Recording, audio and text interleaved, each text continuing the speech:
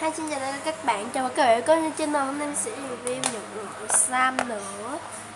Và đây là những loại sam mình cần review. Nó bắt đầu thôi. Các bạn thấy cái background mới của mình như thế nào cũng ok và tạm được ha.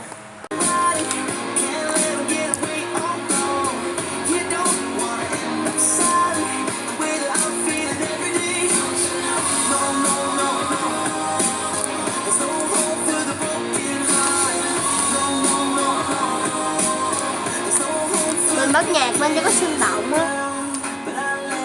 Các bạn thấy cái camera này như thế nào, được không?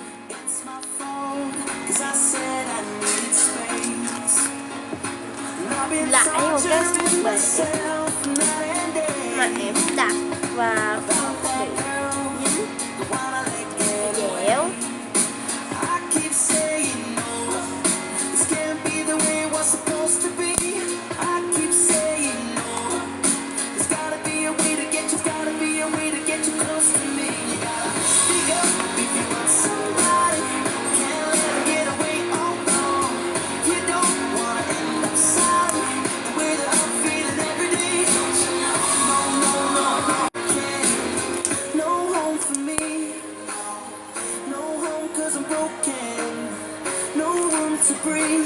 Thêm một cái mà đã review hai cái này rồi. Rất là blicky.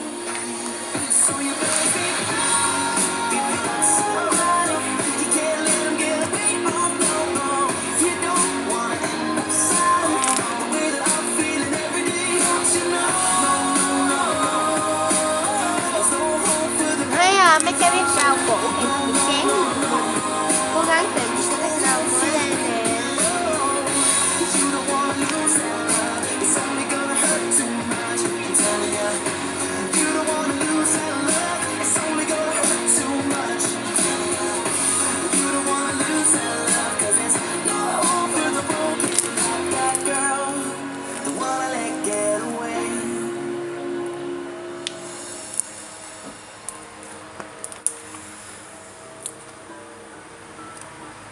Rồi sang tiếp theo thì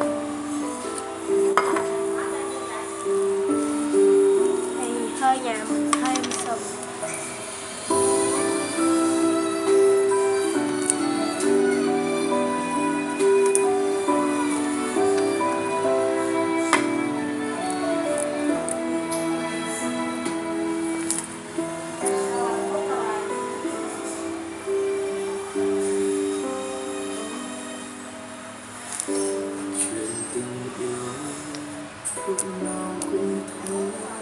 Mình làm hơi bị dính tiếc. Đây là khâu cream butter.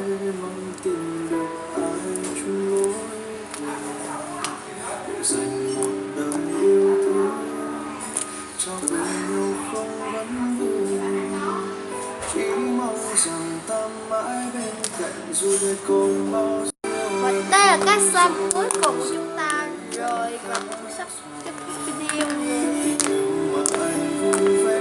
Mà đây là một em cream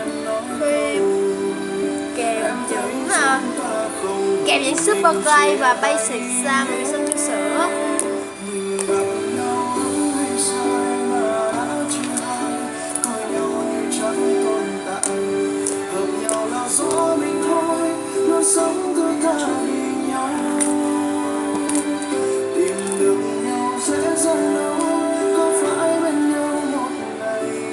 Rất là đặc luôn và dẻo, sticky nữa các bạn.